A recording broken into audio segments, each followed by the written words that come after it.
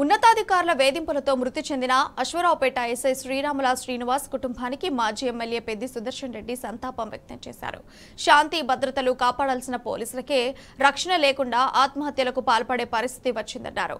కాంగ్రెస్ పాలనలో పరిస్థితి ఎంత దిగజారిపోయిందో ప్రజలందరూ గమనించాలన్నారు. ఎస్ఐ శ్రీనివాస్ కుటుంబానికి న్యాయం చేసి బాధ్యులపై చర్యలు తీసుకోవాలని పెద్ది సుదర్శన్ రెడ్డి ప్రభుత్వాన్ని డిమాండ్ చేశారు.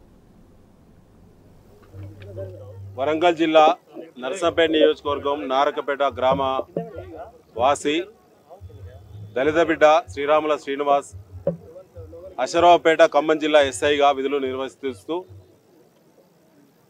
వారి ఉన్నతాధికారుల యొక్క వేధింపులు, వారు ఒక దళిత జాతి నుంచి వచ్చినటువంటి ఎదుగుదలను ఓర్వలేనటువంటి కొన్ని శక్తులు, తనను పెట్టినటువంటి ఇబ్బందులు, మానసిక ఒత్తిళ్లు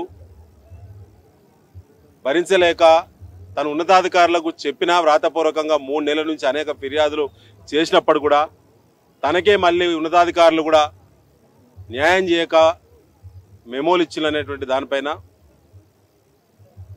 బాధ్యులపై చర్యలు తీసుకోలేదు అని చెప్పి వారు పురుగుల మందు దాగి ఆత్మహత్యకు ప్రయత్నం చేశాడు వారం రోజుల క్రితం. ఈరోజు ట్రీట్మెంట్ తీసుకుంటూ వారు మరణించడం చాలా బాధాకరం.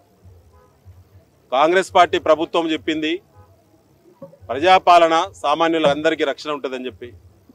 ముఖ్యమంత్రి రేవంత్ రెడ్డి గారు గత వారం రోజుల క్రితమే హైదరాబాద్లో నిర్మించిన కమాండ్ కంట్రోల్ సెంటర్లో పోలీస్ అధికారుల యొక్క సమీక్షలో చెప్పిండు, ఫ్రెండ్లీ పోలీస్ అంటే